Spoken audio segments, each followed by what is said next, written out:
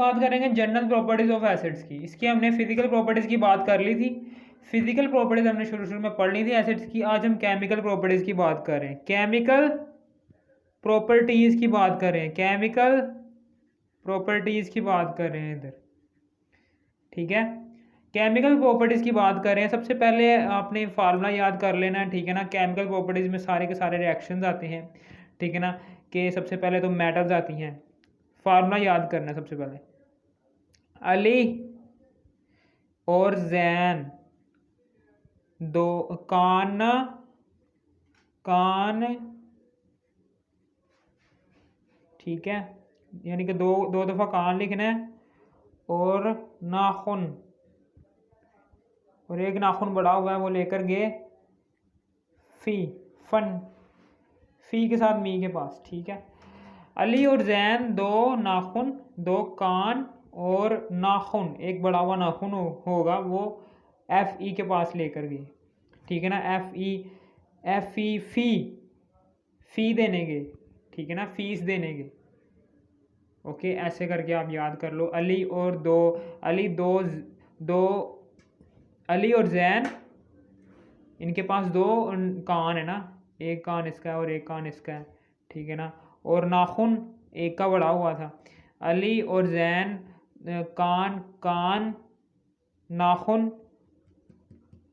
फी के पास गए, ठीक है, समझ आ गई। अब ये मेटल है, ये मेटल के साथ रिएक्शन है। सबसे पहला वाला जो सा है ये मेटल के साथ रिएक्शन है। यहाँ पर अब मेटल आएगी, मेटल के साथ अब जो सा यहाँ पर प्लस प्लस आ जाएगा।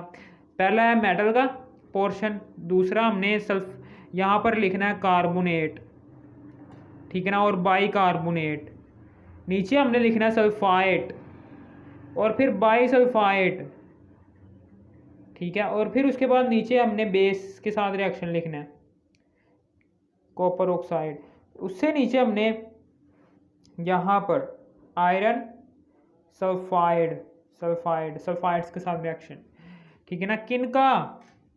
एसिड्स का, ठीक है ना। यहाँ पर अब हम एसिड्स लिखेंगे, और एसिड्स भी कैसे लिखेंगे?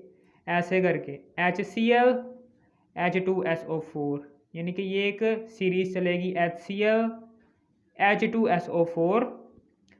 और फिर उसके बाद यहाँ पर क्या होगा, यहाँ पर हम HCl दो दफ़ा लिखेंगे सल्फाइड में, और बाकी यहाँ पर भी वही HCl H2SO4, और यहाँ पर हम H2SO4 लिखेंगे। बड़े वाला आएगा ना, छोटे वाला तो छोटा ही है, इसलिए हम बड़े वाला आएगा इधर, ठीक है।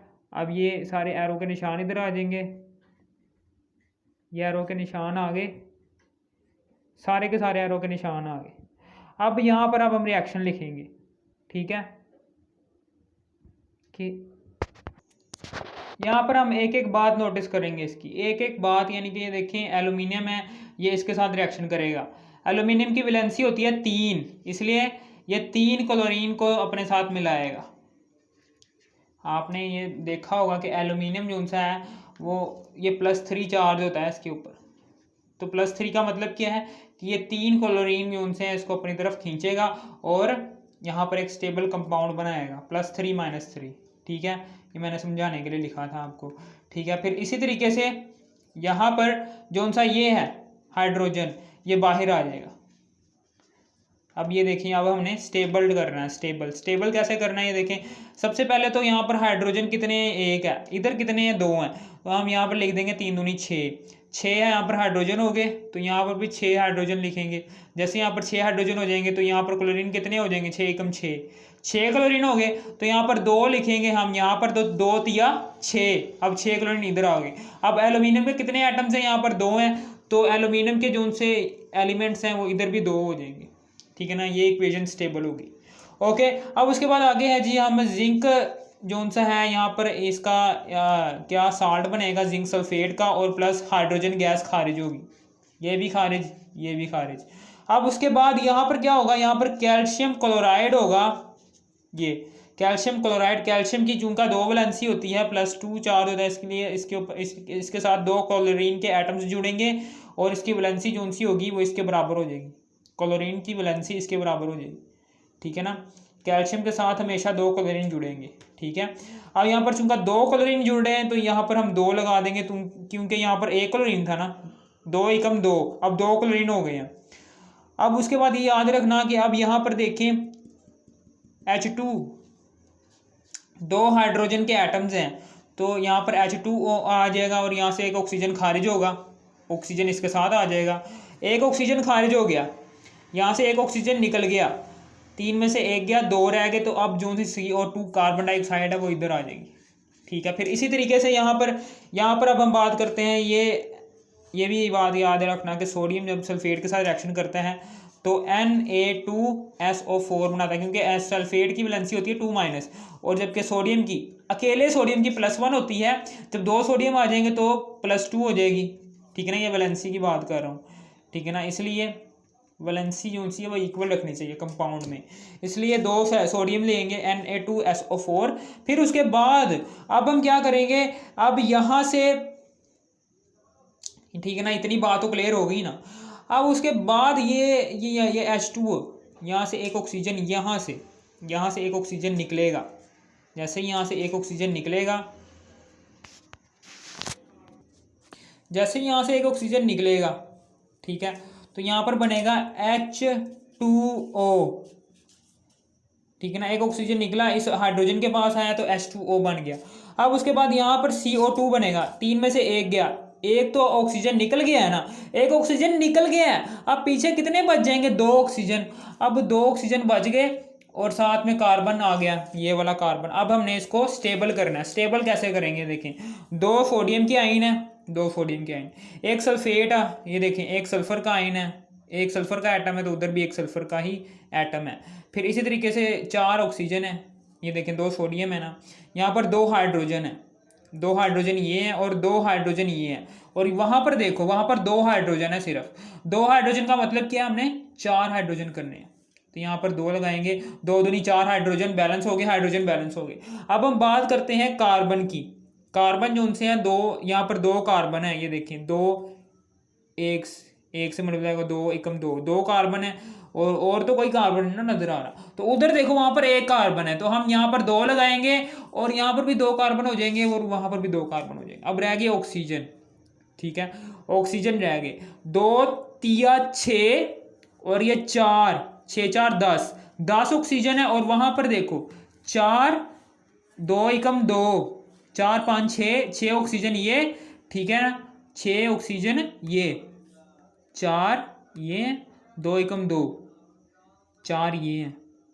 ठीक है ना, 2 एकम 2 4 5 6 हो गए, और 2 दूनी 4, 2 दूनी 4, 4 ये ऑक्सीजन, 2 ये ऑक्सीजन और 4 ये हैं, 4 5 6 6 4 10, यानी कि ऑक्सीजन भी हमारे क्या है, सेम है, इसलिए हम नहीं करेंगे इसे, कुछ छेड़ेंगे नहीं। इसी तरीके से कैल्शियम क्लोराइड है, कैल्शियम क्लोराइड है, यहाँ से 2 जो से हैं ये आ जाएंगे, यहाँ पर 2 लग जाएगा जैसे ही, तो कैल्शियम जो सा होगा वो क्लोराइड से मिल सकता है, क्योंकि पता है ना कैल्शियम की वैलेंसी 2+ होती है, तो क्लोरीन की वैलेंसी कितनी होती है, 2-। क्लोरीन, एक क्लोरीन की वैलेंसी होती है Cl-, जब 2 क्लोरीन आपस में मिलेंगे तो -1 क्या बन जाएगा, -2। ठीक है ना, हमें पता है कि क्लोरीन के वैलेंस शेल में 7 इलेक्ट्रॉन होते हैं, इसलिए ये सिर्फ 1 ही इलेक्ट्रॉन शेयर कर सकता है, ना कि 2। ठीक है ना, इसलिए सिर्फ और सिर्फ ये क्लोरीन एक ही बॉन्ड बना सकता है इसके साथ, कैल्शियम के साथ, इसलिए इसके साथ जो उनसे क्लोरीन जुड़ेंगे वो 2 जुड़ेंगे। ठीक है ना, ऑक्टेट रूल के मुताबिक ये स्टेबल, ऑक्टेट रूल के मुताबिक ये स्टेबल, और ये भी ऑक्टेट रूल के मुताबिक स्टेबल। ठीक है, ऐसे कर गया ये। फिर इसी तरीके से कैल्शियम क्लोराइड बन गया। अब उसके बाद अब हम आगे बढ़ते हैं, ये देखें H2O है, यहाँ पर H2O, ये H, ये 2 लिखा हुआ है ना, हाइड्रोजन के कितने मॉलिक्यूल, हाइड्रोजन के कितने एटम्स हैं, यहाँ पर 2 हैं, H2 लिख दिया। ठीक है, अब उसके बाद यहाँ से ऑक्सीजन निकलेगा, इन हाइड्रोजन को स्टेबल रखने के लिए, ये देखें ना, ये अभी हाइड्रोजन है, हाइड्रोजन, ये 2 हाइड्रोजन है, इसके साथ रिएक्शन करने के लिए क्या करेंगे, और एक ऑक्सीजन निकलेगा, ऑक्सीजन को शौक चढ़ेगा कि भाई 2 हाइड्रोजन निकल गए, तो मैं भी यहाँ से निकलता हूँ सल्फेट से, और 2 हाइड्रोजन के साथ ऐसे करके एक बॉन्ड बना लेता हूँ, पानी बना देता हूँ। ठीक है, बना दिया पानी इसने। ठीक है, अब पीछे क्या रह गया, पीछे सल्फर डाइऑक्साइड रह गया। ठीक है ना, ये गैस है, ये निकल जाएगी ऐसे करके, ये भी गैस है, ये भी निकल जाएगी। अब हम बैलेंस करेंगे। बैलेंस कैसे करते हैं ये भी पता चल जाता है। ये कैल्शियम का एक है, इधर भी कैल्शियम का एक है, फिर इसी सल्फर का एक एटम है यहाँ पर, और वहां पर देखो सल्फर का एक एटम है, फिर इसी तरीके से ऑक्सीजन के 3 है, और यहाँ पर ऑक्सीजन के देखो 1 2 3 है, फिर इसी तरीके से हाइड्रोजन के 2 हैं, और वहां पर भी हाइड्रोजन के 2 ही हैं, यहाँ पर क्लोरीन के 2 हैं, और वहां पर भी क्लोरीन के 2 ही हैं, यानी कि ये स्टेबल ही है। ठीक है, अब हम आगे बढ़ते हैं। Sodium chloride. अब सोडियम जो सा है ये क्लोरीन के साथ रिएक्शन करता है, सोडियम क्लोराइड बना देता है, फिर प्लस। अब यहाँ पर ये देखिए ये H है और ये वाला भी H है, ये दोनों क्या है H है, ये बन जाएंगे H2। ठीक है, और यहाँ से एक ऑक्सीजन निकलेगी, ठीक है ना, H2 के साथ रिएक्शन करने के लिए H2O बन जाएगा, और यहाँ पर सल्फर डाइऑक्साइड बन जाएगा। अब ये देखते हैं ये स्टेबल है कि नहीं। ये सोडियम है, ये क्लोराइड है, सोडियम वहां पर एक है, यहाँ पर भी एक है, क्लोरीन यहाँ पर भी एक है, यहाँ पर भी एक है, ऑक्सीजन जो उनसे यहाँ पर 3 है, वहां पर भी 3 ही है, 1 2 3। फिर यहाँ पर जो उनसे हाइड्रोजन है 2 हाइड्रोजन है, और वहां पर भी 2 ही हाइड्रोजन है। ठीक है, फिर इसी तरीके से अब आगे बात करते हैं सोडियम क्लोराइड। ये सोडियम क्लोराइड है, सोडियम जो सा है इस क्लोरीन के साथ रिएक्शन करेगा, क्योंकि प्लस और नेगेटिव की अट्रैक्शन आपस में होती है। ठीक है ना, फिर यहाँ पर H2O, ये H जो सा है इसके साथ रिएक्शन करेगा हाइड्रोक्साइड के साथ, तो H2O बन जाएगा। फिर इसी तरीके से कॉपर सल्फेट है, ये कॉपर सल्फेट भी ऐसे ही रिएक्शन करेगा, फिर इसी तरीके से H2O भी बन जाएगा। हमें पता है कि मेटल जो सा होता है वो नॉन मेटल की तरफ खींचता है, तो मेटल नॉन मेटल के पास जाएगा कॉपर सल्फेट। ठीक है ना, इसके पास प्लस चार्ज है ना, +2 वैलेंसी इसकी है, -2 इसकी है, तो ये दोनों आपस में रिएक्शन कर लेंगे, कॉपर सल्फेट बन जाएगा H2O। वैसे भी ये स्टेबल है, ये क्या है स्टेबल है। ये देखें सोडियम का एक है, उधर भी सोडियम का एक है, ऑक्सीजन का एक है, और उधर भी ऑक्सीजन का एक है, यहाँ पर हाइड्रोजन के 2 हैं, वहाँ पर भी हाइड्रोजन के 2 हैं, क्लोरीन का यहाँ पर एक है और वहाँ पर भी एक है। फिर इसी तरीके से आयरन सल्फेट यहाँ पर बनेगा। हमें पता है ये मेटल है, ये नॉन मेटल है, तो ये आप इसमें कशिश रखेंगे। आयरन इसकी 2+ होती है, इसकी होती है 2-। ठीक है, ओके, समझ आ गई। अब इसके बाद यहाँ पर हाइड्रोजन सल्फाइड बनेगा, ये हो गया हमारा क्लियर। ठीक है, अब यहाँ पर हम खींच लेते हैं एक दफ़ा। आयरन एक है, सल्फर एक एटम है दोनों तरफ, ये दोनों तरफ एक नहीं है, ये देख एक सल्फर है, एक सल्फर, दो एटम्स है, यहाँ पर भी 2 सल्फर के एटम्स है, यहाँ पर भी ऑक्सीजन के 4 एटम्स है, और यहाँ पर भी ऑक्सीजन के 4 एटम्स है। यहाँ से ऑक्सीजन, यहाँ से ये गैस निकलेगी और यहाँ से ये गैस भी निकल जाएगी। ये हो गया हमारा क्लियर सारा। ठीक है ना, अब मैं बात करता हूँ कि मैंने कौन कौन से रिएक्शन करवाए हैं।